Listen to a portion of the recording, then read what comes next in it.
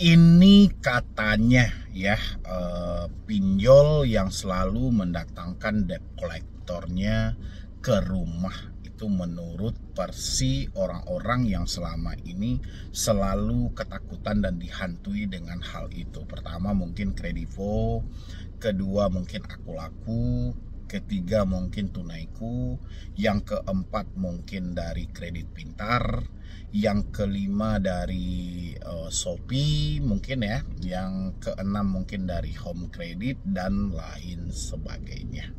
Itulah yang selalu ditakutkan oleh orang-orang dan dia berusaha mencari jawaban di balik hal itu. Dan bagaimana ini Bang menghadapi debt collector yang datang ke rumah? Padahal posisinya ini ya buat teman-teman semuanya ya.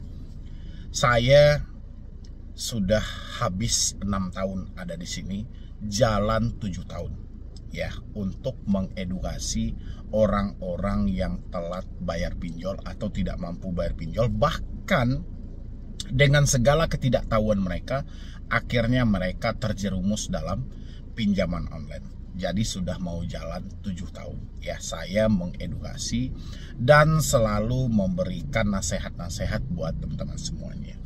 Tapi sejak tahun 2024 dan 2025 saya hampir mentok ya. Mentok saya itu perjalanan hutang-hutang pinjol ini tidak terlepas dari yang namanya sebar data, ketakutan, habis itu DC datang ke rumah. 3 problem ini itu tidak pernah putus-putusnya atau henti-hentinya dipertanyakan oleh orang-orang yang tidak mampu dan tidak sanggup bayar pinjol. Sampai pada akhirnya ya, saya hanya tertumpu spesifik pada satu edukasi saja. Saya pengen semua teman-teman saya yang mengalami telat bayar di pinjol, menyatakan tidak mampu dipinjol, saya pengen mereka semuanya kompak untuk memutus semua komunikasi. Alhamdulillah 1 tahun saya gencarkan dalam hal itu sangat banyak orang-orang yang terbantu dalam hal itu. Berarti memang fakta sumber permasalahan itu ada pada komunikasi. Oke. Dan hari ini dengan hal yang agak sedikit berbeda aja sih ya, walaupun konsepnya lebih ke sama aja, karena selain sebar data ya intimidasi, kalau enggak DC datang ke rumah. Tapi saya mau meluruskan pemikiran teman-teman semuanya. Saya tidak menyanggah tentang DC itu yang selalu Anda takutkan. Tapi bagaimana tip untuk menghadapi ini semuanya?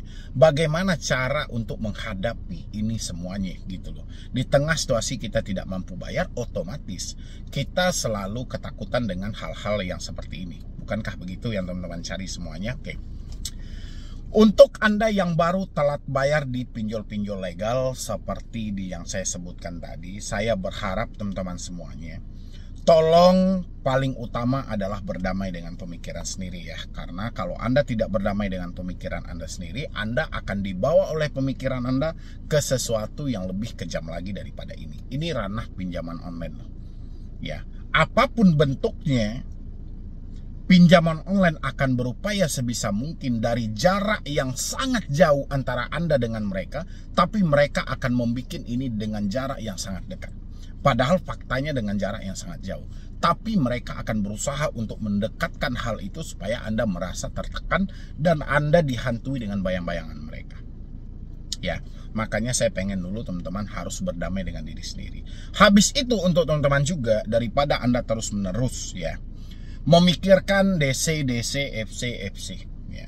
Coba teman-teman, Anda sudah mampu jujur belum dengan orang sekitar Anda? Orang sekitar itu bukan berarti sama tetangga, sama teman-teman Anda. Itu nggak penting Anda jujur gitu loh. Karena Anda harus menutup aib Anda serapat-rapatnya. Tapi penting bagi Anda untuk Anda jujur dan terbuka dengan keluarga. Orang tua, suami, istri. Siapa di sini yang sudah jujur dengan orang-orang tersebut? Karena ketika Anda mampu untuk jujur, Anda akan terselamatkan.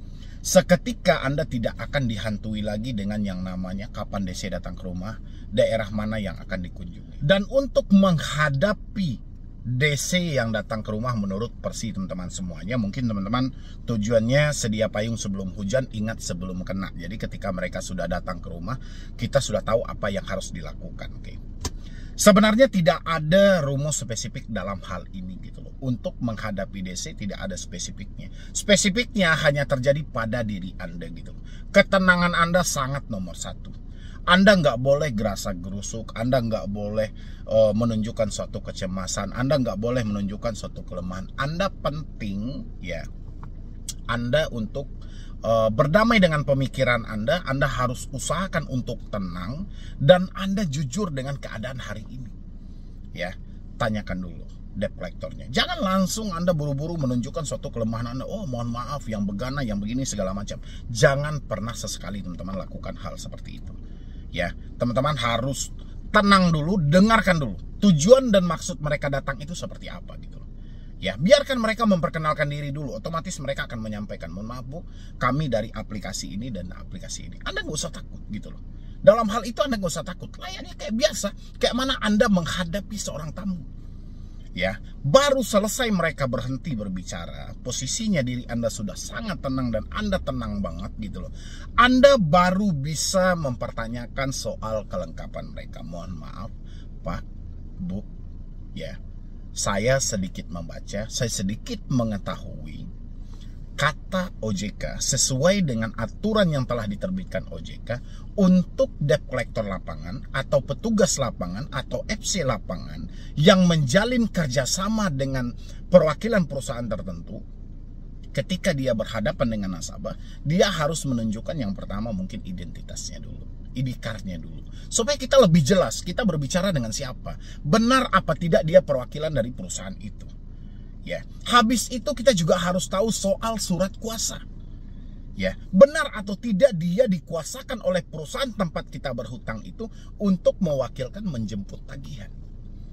Ya, baru dua, identitas dan surat kuasa. Yang ketiga adalah debt collector yang hadir ke tempat kita itu harus yang benar-benar mempunyai sertifikat profesi di bidang penagihan. Ya, itu adalah syarat wajib. Mereka harus tunjukkan kepada Anda. Ya nggak bisa enggak gitu loh. Baru bukti bahwasanya dokumen si debitur dinyatakan wan prestasi. Ya, ingkar janji, mungkin kita telah melampaui dari kesepakatan yang ada. Mereka juga mempunyai surat-surat itu gitu loh. Kalau misalnya ini bank dan leasing, mereka juga harus menunjukkan yang namanya sertifikat jaminan fidusia. Ya, itu tambahannya kalau leasing. Tapi kalau pinjol, tiga hal tadi itu wajib.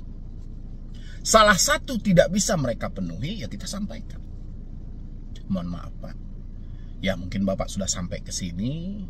Ya saya pun juga menghormati, menghargai perjuangan segitu jauh sampai di sini gitu loh. Tapi alangkah baiknya Pak, mungkin bisa dilengkapi dulu surat-surat yang saya tanyain tadi, karena ini wajib gitu loh.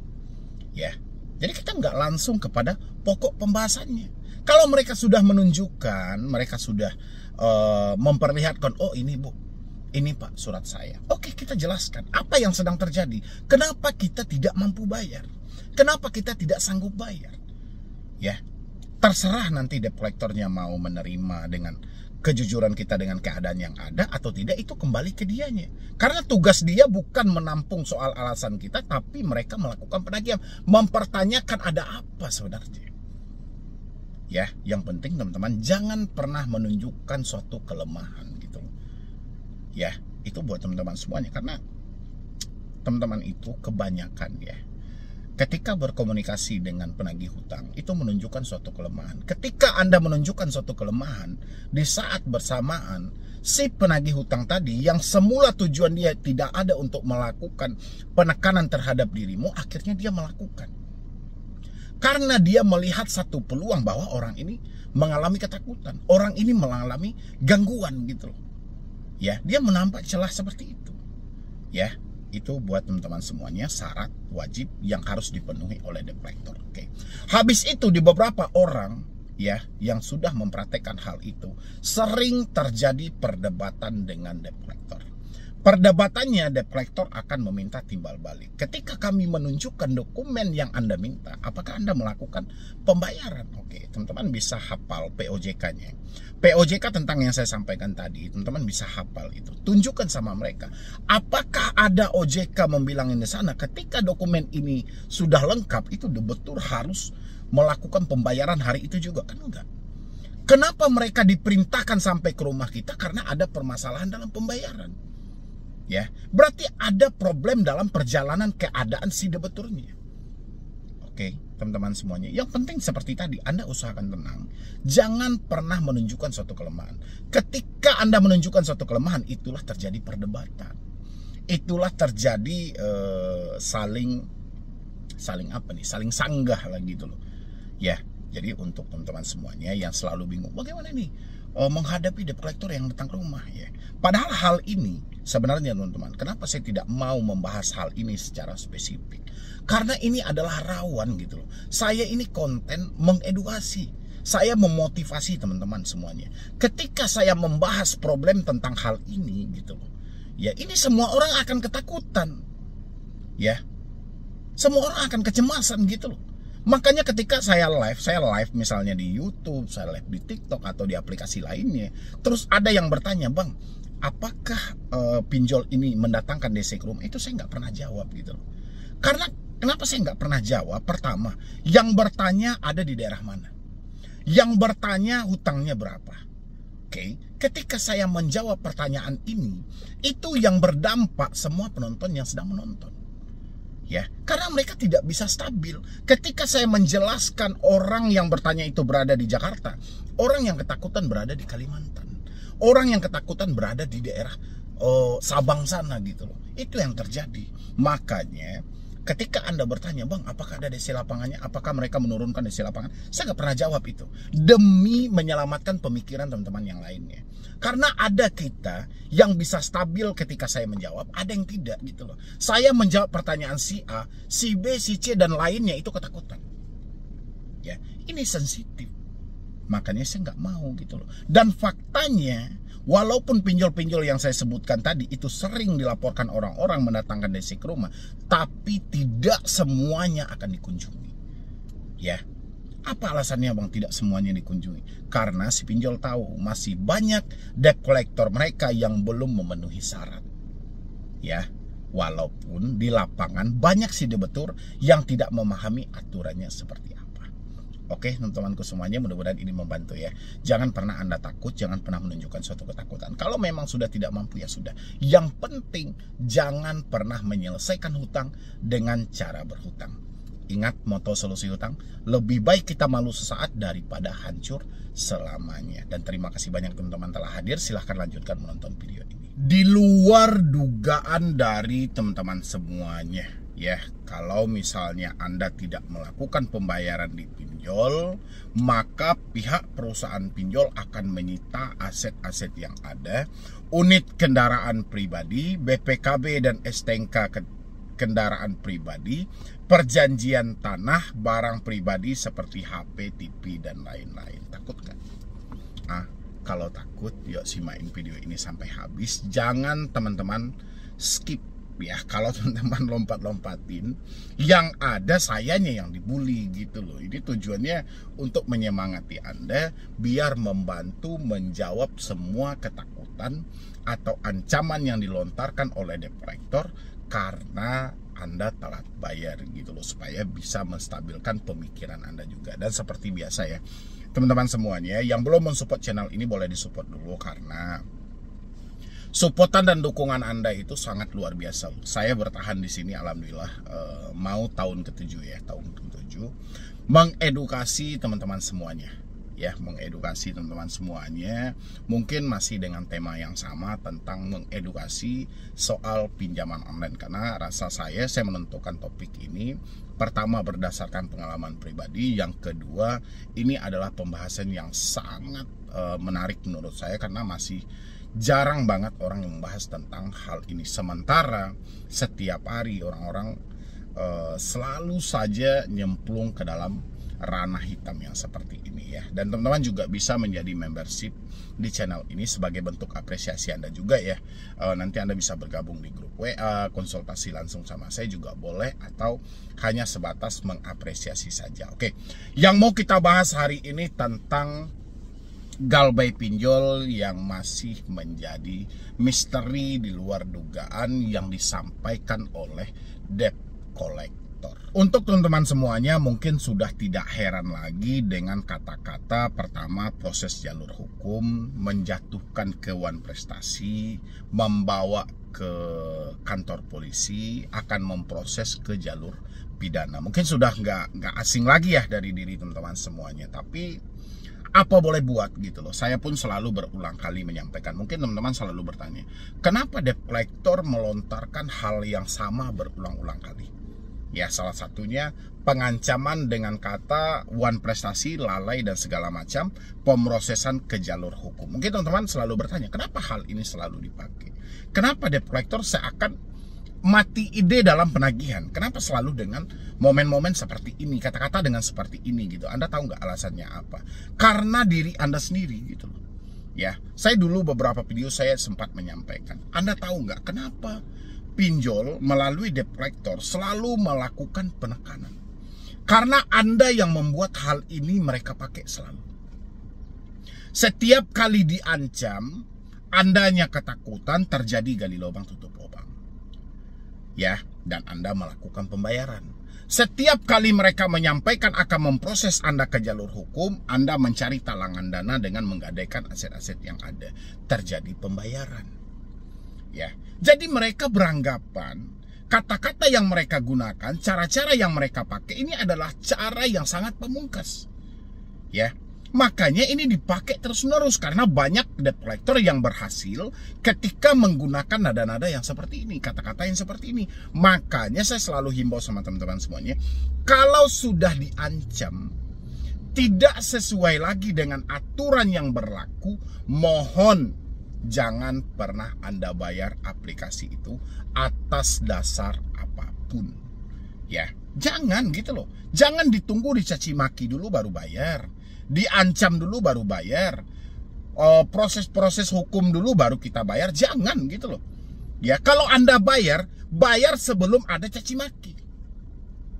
Kalau sudah ada caci maki, hentikan pembayaran. Dengan begitu Anda memutus cara penagihan yang tidak sehat ini untuk kedepannya. Kalau tidak ada orang yang membayar setelah dicaci maki, debt collector akan merubah cara penagihan mereka. Tapi kalau masih ada orang yang melakukan pembayaran setelah mereka dicaci maki, hal-hal seperti ini tidak akan pernah hilang. Nangkap teman-teman semuanya? Oke. Sekarang kita masuk kepada yang saya sampaikan tadi. Kenapa saya bilangin ini di luar dugaan? Kata-kata yang mereka gunakan terkadang di luar dugaan gitu. Pantas bang, benar nggak sih ada penyitaan aset? Benar nggak sih rumah saya akan diambil? Benar nggak sih tanah saya akan diambil?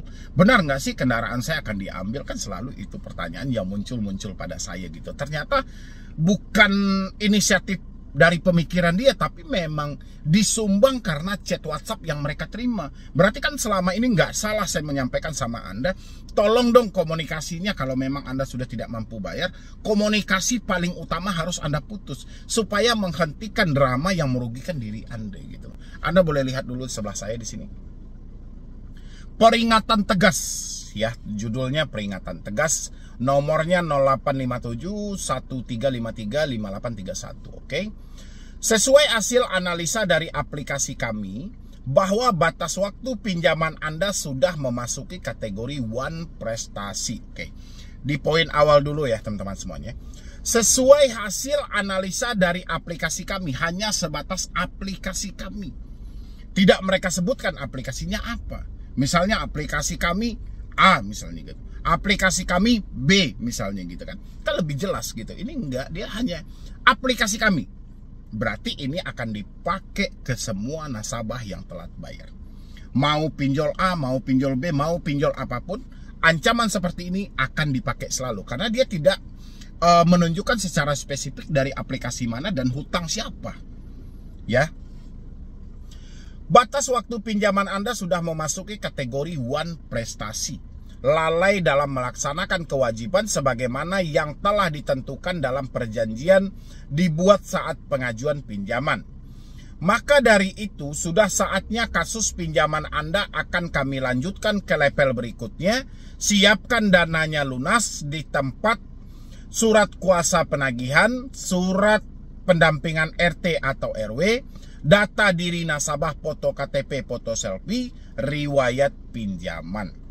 Catatan, ketika tidak ada uang, tentu saja perusahaan berhak menyita barang atau aset berharga Anda seperti unit kendaraan pribadi, BPKB dan STNK kendaraan pribadi, perjanjian tanah, barang pribadi seperti HP, TV, dan lain-lain.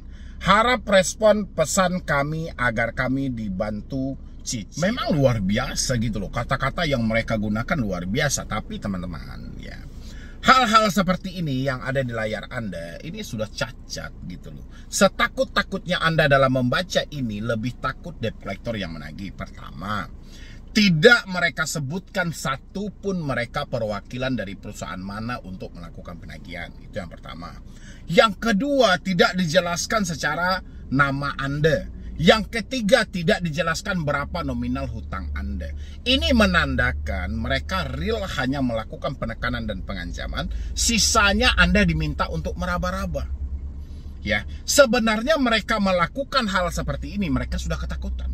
Mereka sudah kecemasan, mereka berada juga di bawah tekanan gitu loh. Ya.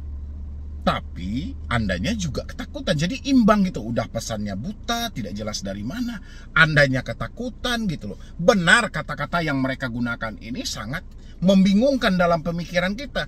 Apa hubungannya hutang pinjol dengan unit kendaraan pribadi? Ya. Unit kendaraan pribadi kita bukan dijadikan sebagai objek jaminan fidusia kok. Kan itu pemikiran teman-teman semuanya. Habis itu BPKB STNK kendaraan pribadi. Ya. Habis itu perjanjian tanah, barang pribadi seperti HP, TV, dan lain-lain. Oke. Abaikan 3 kalimat, 1, 2, 3. 3 linia ini Anda abaikan, fokus ke poin paling bawah. Harap respon pesan kami agar kami bantu cicilan. Udah.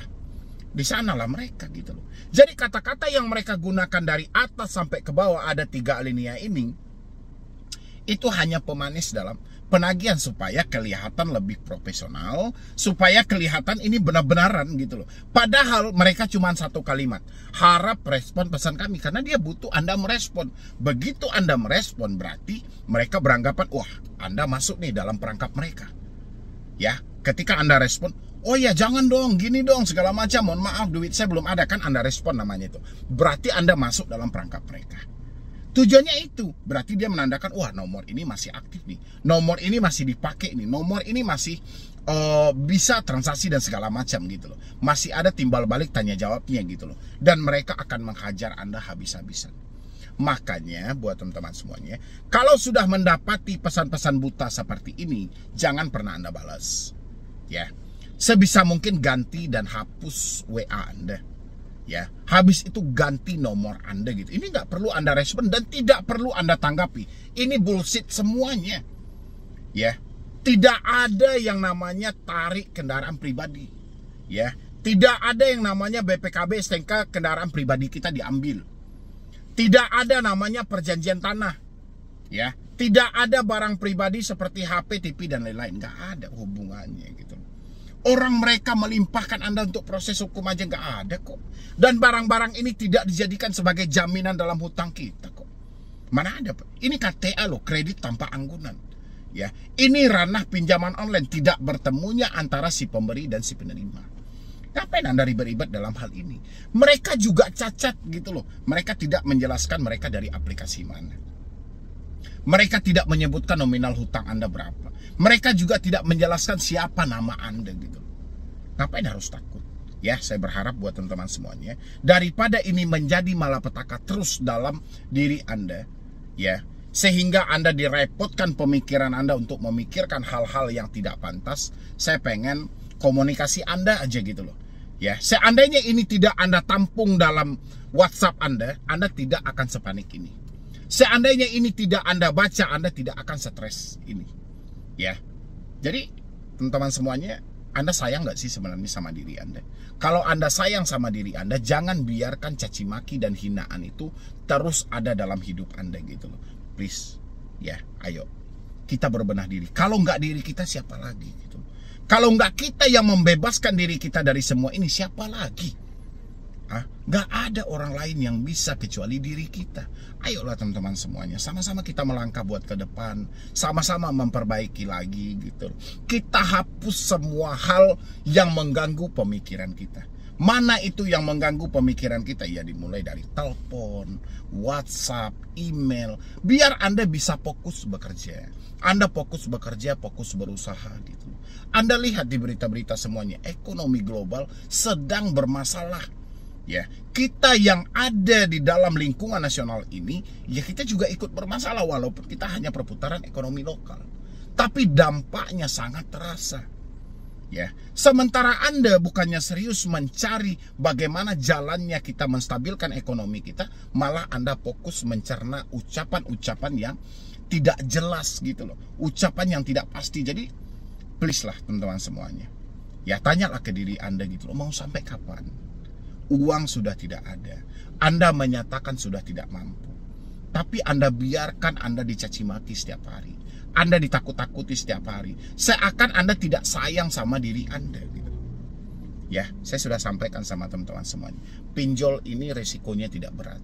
Karena resikonya tidak berat, makanya Anda dihadapkan dengan debt collector yang mulutnya sampah banget.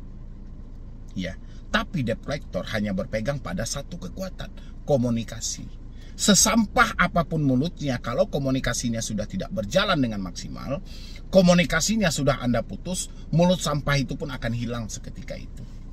Ya, sisanya kembali kepada diri teman-teman semuanya. Insya Allah semua yang diucapkan itu ya tidak ada. Oke, jadi sekian dulu dari saya, Medi Broni. Wassalam.